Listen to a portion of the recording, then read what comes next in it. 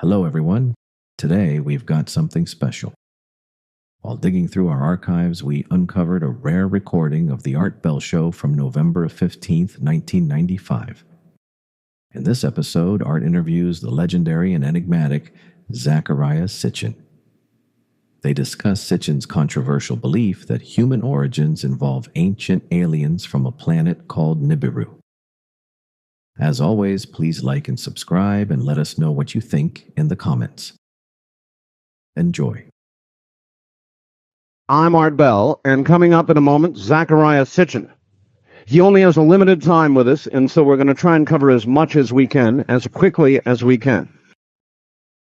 All right, no delay. Now to New York, and here he is, Zecharia Sitchin. He should need no introduction. Those of you who have for years read this genre of material should know him, The 12th Planet, Stairway to Heaven, Genesis Revisited, The Lost Realms, When Time Began, The Earth Chronicles, Genesis Revisited, just unfolding now, not a rehash of current events, but a factual account of divine encounters.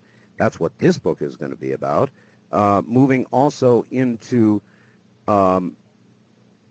all kinds of metaphysical areas, even touching on the current rage of angels. And here he is from New York, Zecharia Sitchin. Welcome to the program. Good morning, Art. Good morning. It is a great honor to have you on, and for about 2 years now, people have been asking me to get you on. So here you are. I'm not going to waste any time. I'd like to begin at the beginning, if we could. The 12th planet. Is it Dr. Sitchin? Well, Mr. would do, Zecharia would do. What is, in a nutshell, if you can do it, the theory of the 12th planet? What is the 12th planet? Well, you just said that not to waste time, you want to start at the beginning. And this is really starting at the beginning. Because according to ancient texts that have come to us from Mesopotamia, today's Iraq, going back almost 6,000 years, they provided us with a cosmogony dealing with how the solar system came into being, and tell us that soon after the solar system,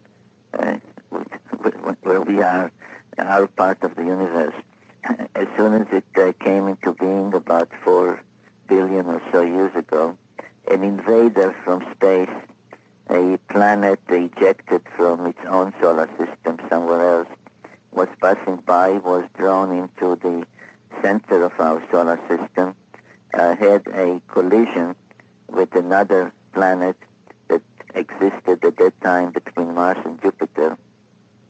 In that collision, half of that other planet was smashed into bits and pieces, became mostly the asteroid belt that still orbits between Mars and Jupiter. Part of it became a comet that visits us from time to time, and some of those comets are in the news.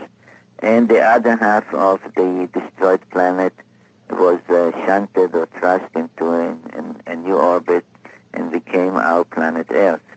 That invader, which was called in the ancient text by the Sumerians Nibiru, which meant planet of the crossing, later renamed by the Babylonians in honor of their national god Marduk, became also a member of the solar system with a vast elliptical orbit that lasts about 3,600 years, 3,600 of our years. Yes. Because to that planet and whoever might be on it, one orbit is just 1 year. And that explains such other problems as the so-called immortality of the gods from Greek mythology, etc. So that planet became a member, and according to the Sumerians, the 12th member of the solar system, because they counted the sun. They said this is the family of the sun. They included the moon as a member in its own right for reasons that are given in those ancient texts. And 10 planets, the 9 we know about, and one more, the 12th member. So from our astronomical viewpoint, it would be a 10th planet. It is the planet which is the 12th member. So the publisher of my first book and by the way, it was 20 years ago, condensed this title, The Planet Which is the 12th Member, and made it the 12th Planet. So this is the story of the 12th planet, and it goes back to the very beginnings of our own solar system, of the Earth and the heavens as we know them. And this is really the source of the biblical tale and the beginning of the book of Genesis. When do you believe this 12th planet will return? Well, first of all, let me say I believe that it will return, because this would be a fulfillment of all the prophecies in the Old Testament, in the New Testament, and in the writings, the Holy Scriptures of other nations in antiquity. What is the best estimate of its return time? Can we go to the next question? Yes, we can. Okay. There is a comet that has been discovered by two amateur astronomers, Right. now named Hale-Bopp. First thought to be as big as 1,000 miles across, now thought to be at least 100 miles across, with a dust cloud about it, 2.5 million kilometers wide. It's big, very, very big, out beyond the orbit of Jupiter. They have calculated its return time, very interestingly, at about 3,600 years. Is there any correlation? Probably, but let me explain why.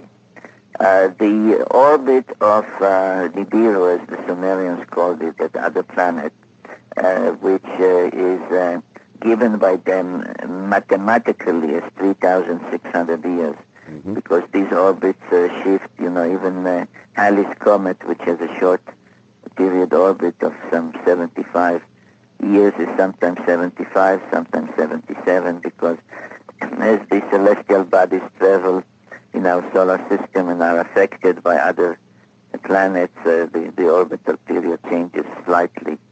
So 3,600 is a mathematical number that can shift a little either way.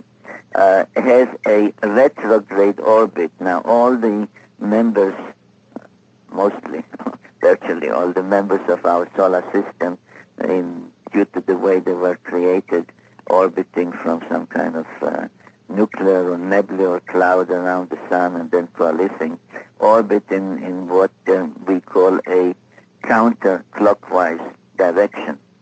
Nibiru orbits in a clockwise, and thus it's called retrograde direction, Right. and that's the collision, because when one planet, the older one, orbited one way, Nibiru came in another way, there was a collision. So first of all, this is a retrograde orbit. Second, according to the biblical prophecies, and I deal with them especially in my book Genesis Revisited, which you so kindly mentioned, it will appear, or at least according to expectations in biblical times, it would appear when it does return in the constellation of Sagittarius. Which is where Hale-Bopp is. Right. Okay. Now, and then it comes into our into the center of the solar system at an angle, at a maybe steep angle. So here we have this so-called comet. I say so-called because nobody's really sure what it is. You're right. That was first discovered by the two amateur astronomers, which, by the way, says a lot for so-called amateurs, who have discovered more than the regular astronomers. It is true. That it appeared beyond almost where Neptune is, and it was already extremely bright. Now, as you obviously know and your listeners know, comets attain the head or the coma and the tail and become visible only when they near the sun. Yes. Because then it's then when they begin, the material begins to evaporate, etc. Now, out there, it is not evaporating yet, and already it is extremely bright, tens and even hundreds of times more bright than, for example, Halley's Comet was. Yes. Secondly, it has a retrograde orbit. But let me stop you for 1 second and ask you, if it must be near the sun for this brightness to be apparent because of the evaporation of the snowball or whatever it is that Right. comets have, then where is the energy coming from now to create this brightness? Well, okay, that's one of the enigmas. So that's why I say so-called comet, because a normal comet does not become that bright at all, and does not become that bright that far out. So first is the brightness. Then there is the retrograde orbit. Then there is the appearance from Sagittarius, and then there is this orbit of estimated 3,500 years, which is pretty close to the 3,600 of Nibiru. Sure is. So I did get many calls out from friends and others who said, is it Nibiru, is it Nibiru? Because they and I too would of course want to see Nibiru back in our own time. And I don't think it's Nibiru, because Nibiru, according to all the sources, including current astronomers who call it Planet X and have been searching for it, and I deal with that too in my writings, is at least 3 to 4 times the size of Earth. And Hale-Bopp is at least, as you mentioned, 100 miles across. At some point, the estimates went much higher. If it is 1,000 miles, as I did hear too from my sources, then it is already not a comet. It's a small planet. It comes to almost match the size of some of our smaller planets, certainly some of the moons that are planetary size of Jupiter and Saturn. Yes, So it's not Nibiru, but in my opinion, it is a harbinger of Nibiru. A harbinger of. Can I come back now to the question, or do you not wish to answer? No, go ahead. If Nibiru should return, what would be the effect on our Earth? I mean, when I say we, let me speak for myself. I don't know. The one time when it returned, it brought about the deluge, the great flood, that again is mentioned and described in the Bible, but as other chapters at the beginning of Genesis, the biblical description is just a condensed narrative of much more extensive and much more detailed Sumerian and Babylonian text. So once it caused the catastrophe that is recorded worldwide as the deluge, the biblical prophecies, the Old Testament prophecies about the day of the Lord and etc., speak of earthquakes and other effects on Earth. But that, of course, depends where Earth is in its orbit around the Sun, and where Mars and Jupiter are. When Nibiru is, it's what is called perihelion, meaning the closest path nearest the Sun.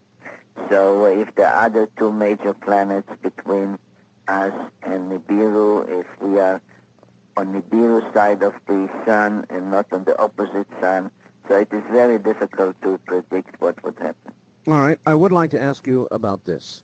Worldwide now, I've had many prophets on my program. Gordon Michael Scallion is a very good friend of mine.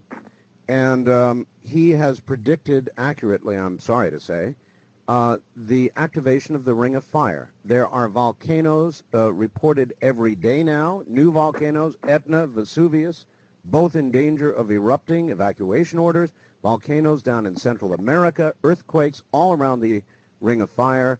What's going on, Zecharia? Ask your prophet. I'm not a prophet, you know.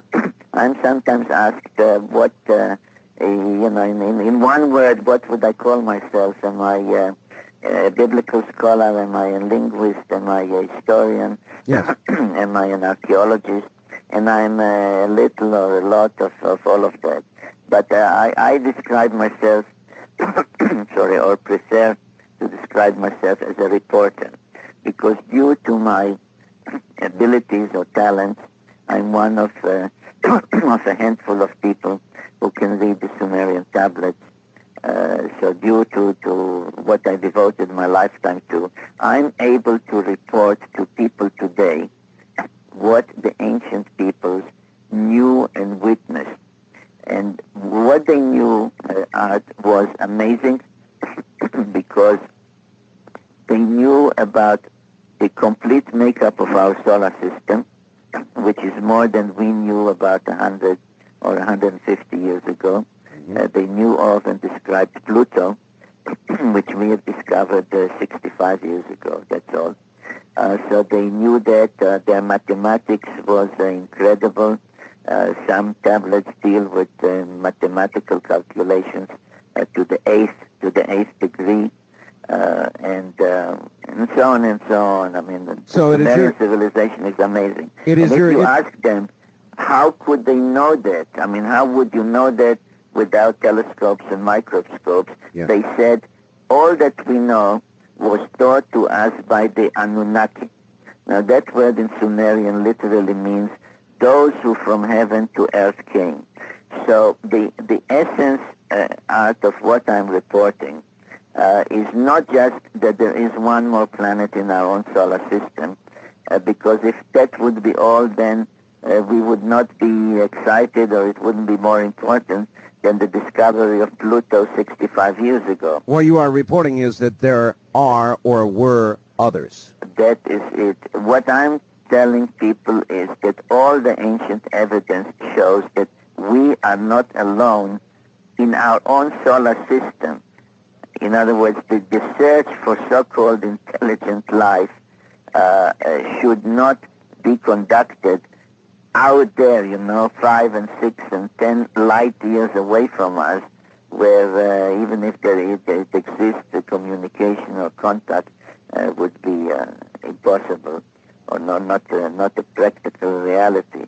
But there are others like us on a planet which is a member of our own solar system that comes to our vicinity every 3,600 years, and it is then that there were comings and goings between their planet and our planet, going back to at least about 450,000 years ago.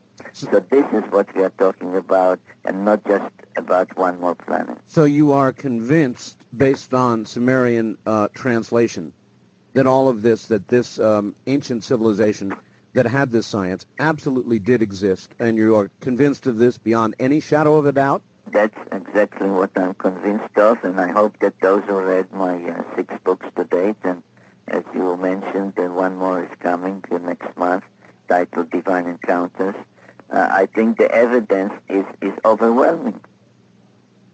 So do I, Doctor. Stand by just one moment. We'll come right back to you. It is now the bottom of the hour. My guest is Zecharia Sitchin. When we return, we're going to ask him a little bit about the birth of stars. We will ask Zecharia about that next.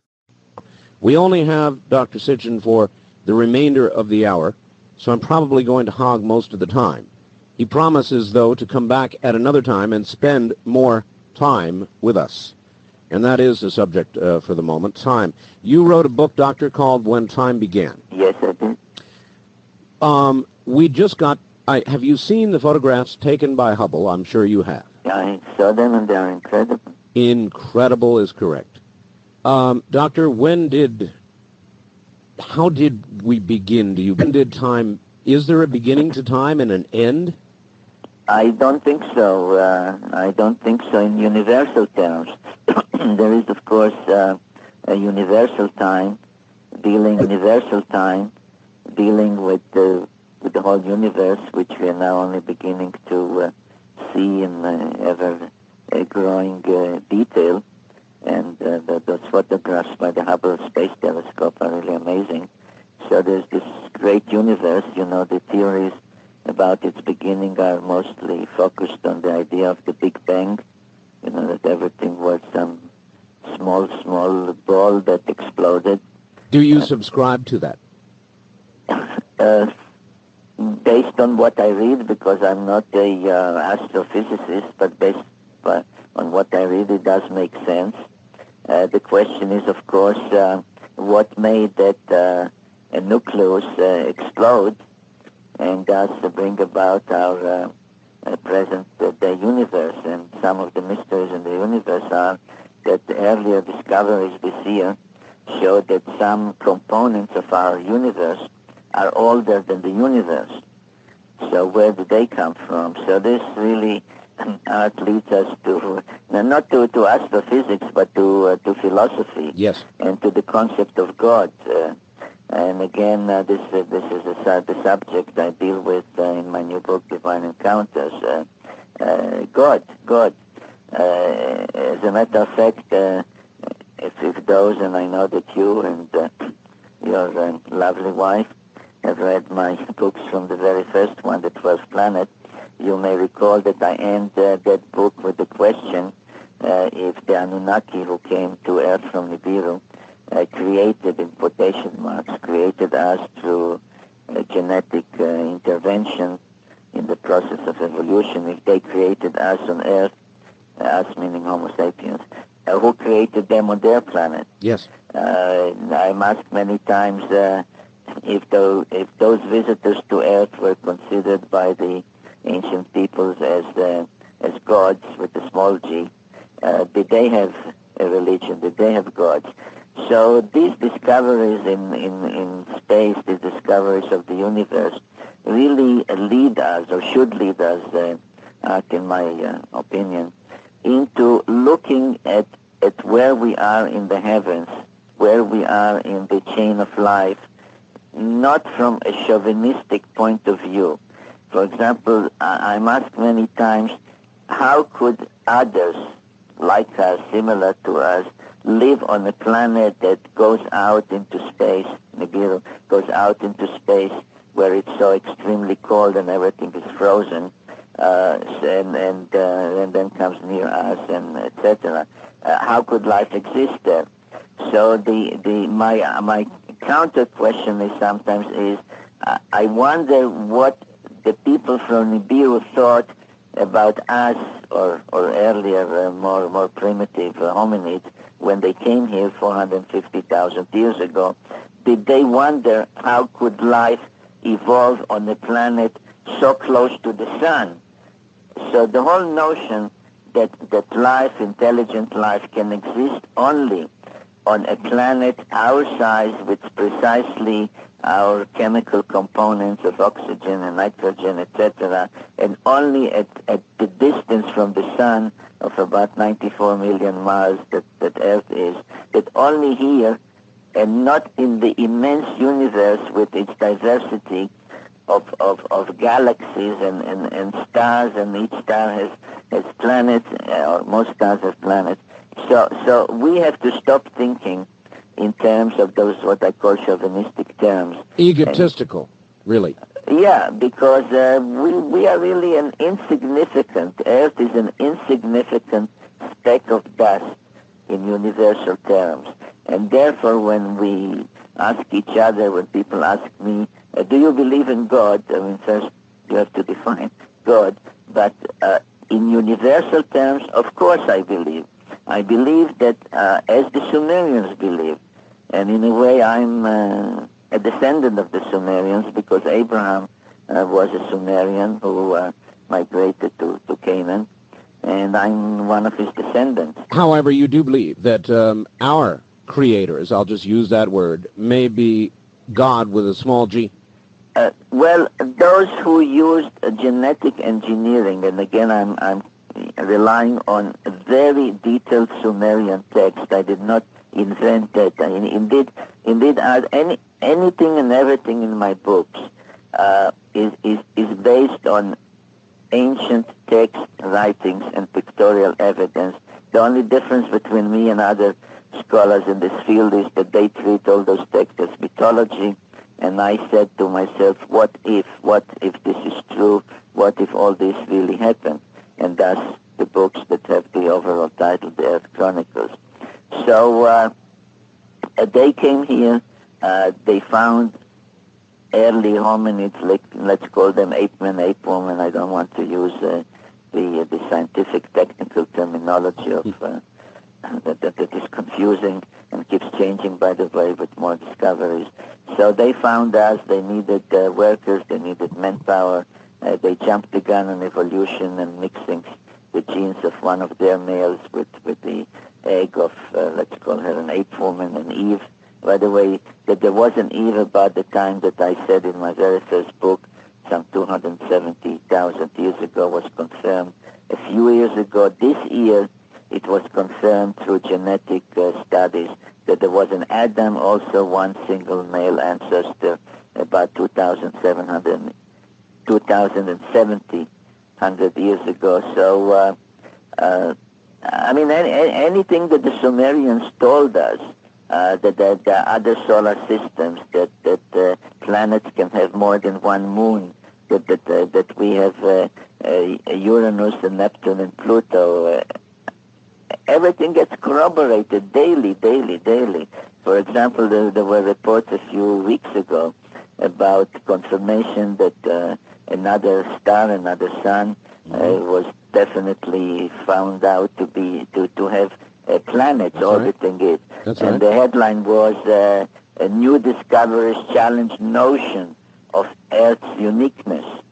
And I asked, whose notion? Whose notion is being challenged? Not of the Sumerians. Their notions are being confirmed. So the whole thing really is mind-boggling. It is the modern notions that are being challenged, of course. It's the modern notion. Indeed, the subtitle of my book, Genesis Revisited, is Modern Science Catching Up with Ancient Knowledge, and of course it is. All right, this is a philosophical question, but if the ancients that you talk of were to now revisit their creation, our Earth, and look at us, do you think, Doctor, they would consider us to be a success or just an experiment gone wrong? Well, that is a very, usually the one being questioned says it's a very good question if he doesn't intend to answer it.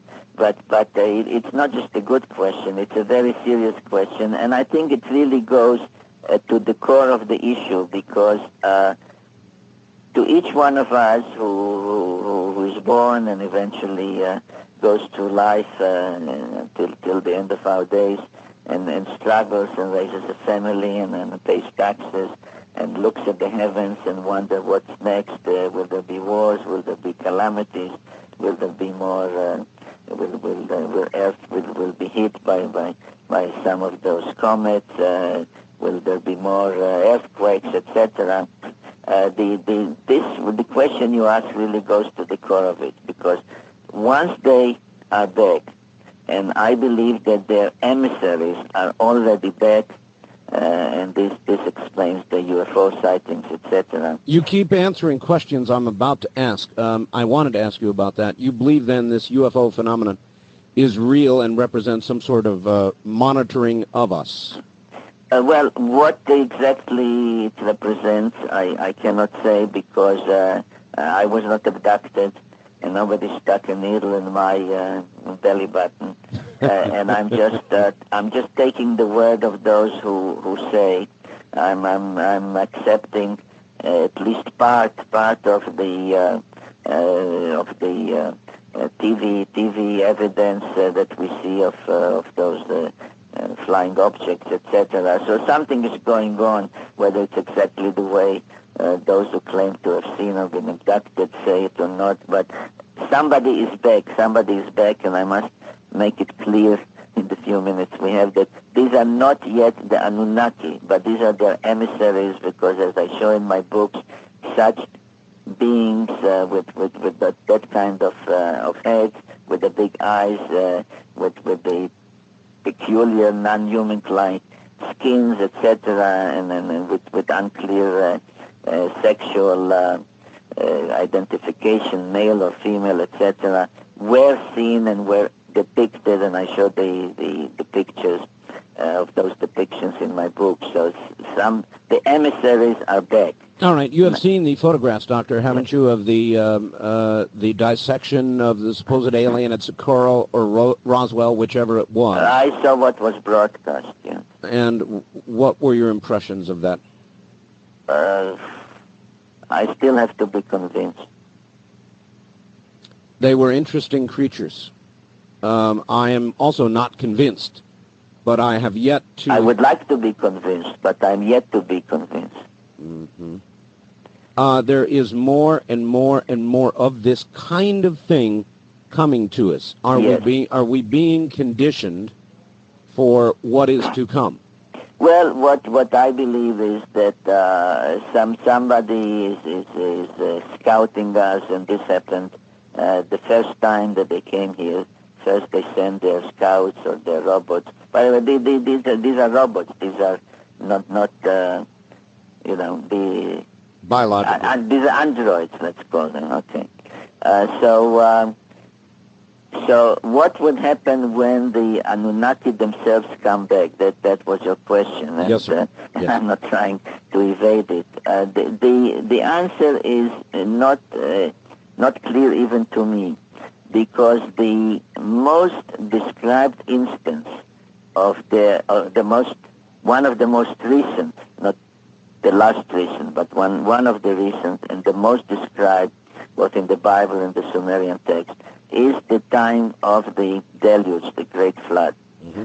And according to the Sumerian text, the Bible condensed the two personalities, the two leaders, one of whom was called Enlil, meaning Lord of the Command, and one was Enki, meaning Lord of Earth.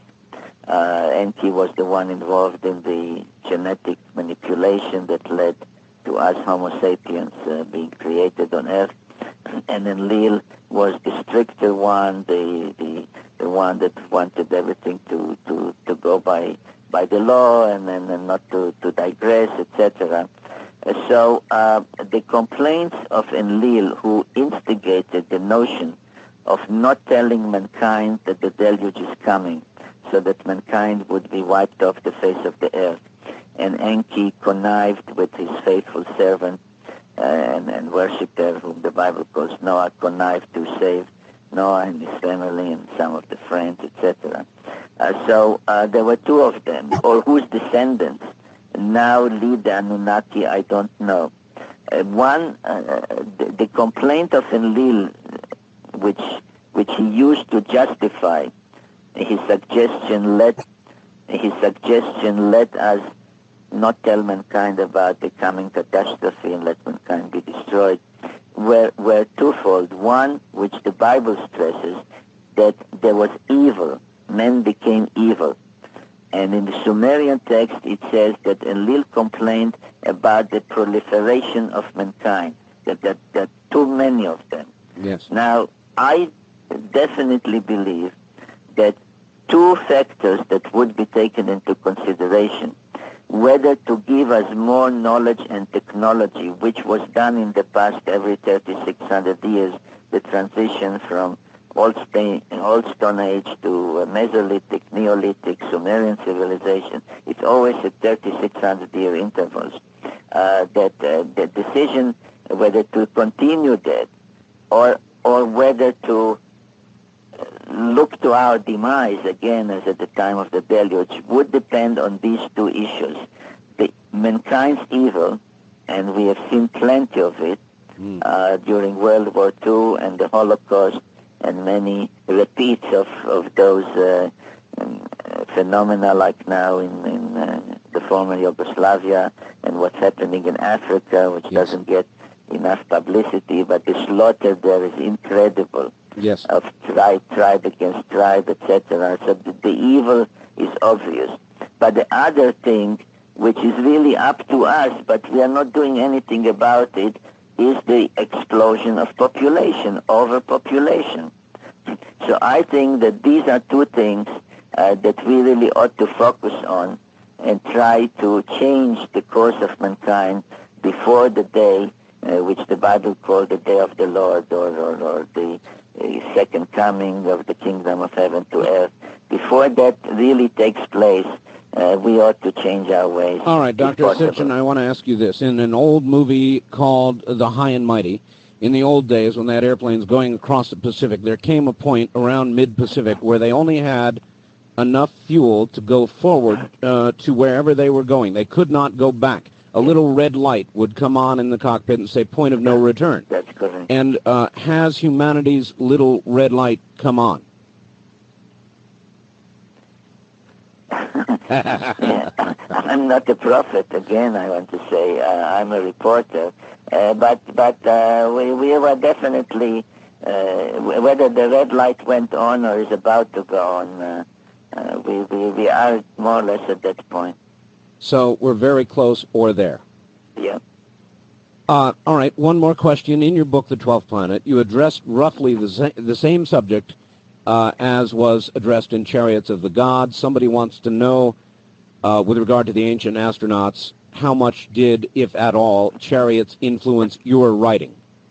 Well, it influenced me to the point that after spending almost 30 years researching my subject, which the research started when I was a schoolboy, I thought to myself, well, here somebody comes and explains it in his way, what happened, and then talks about ancient astronauts, etc.